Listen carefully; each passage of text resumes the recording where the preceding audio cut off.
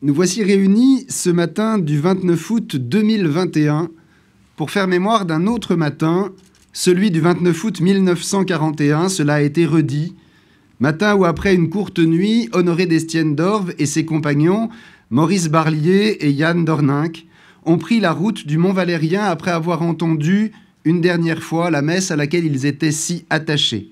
Puis, à 7 heures, ils tombèrent tous trois sous les balles du peloton d'exécution après un ultime « Vive la France » dont les échos résonnent encore jusqu'à nous. Voici 80 ans qu'Honoré d'Estienne-d'Orves est mort. 80 ans qu'il a perdu. À vue humaine, le combat pour la liberté qu'il s'était donné pour mission de mener. Et pourtant, depuis 80 ans, son nom est synonyme d'amour de la patrie, d'héroïsme, de dignité, de sacrifice, de la possible victoire au-delà de la mort.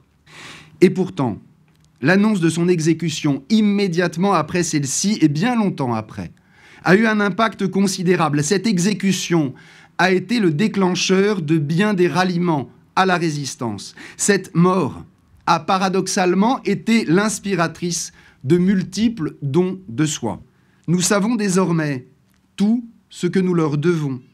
Tout ce que nous devons à ces compagnons de la libération et à tous ceux qui, anonymes ou célèbres, ont combattu à leur côté. Tout ce que nous devons à tous ceux qui, en France comme dans toute l'Europe, en Allemagne aussi évidemment, luttèrent contre l'oppression nazie. Car c'était bien plus qu'une bataille qui se jouait alors, mais une lutte de civilisation. Cette année, les communes de Verrières, Le Buisson et Heuvelhof peuvent célébrer leurs 50 ans d'amitié. En 1971, les deux communes se sont engagées à nouer de nombreux liens humains afin de parvenir à un vivre ensemble enrichissant dans la compréhension amicale et le respect mutuel. Se souvenir du 4e anniversaire de la mort d'Honoré d'Estienne-d'Orves est pour nous l'occasion de renouveler la promesse d'il y a 50 ans. Nouer des liens humains, vivre ensemble dans l'amitié et la dignité.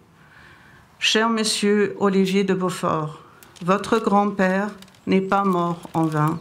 Son courage et son action continuent. Et Heuvelhof s'incline devant lui aujourd'hui à la mémoire du 4e anniversaire de sa mort et vous rend hommage.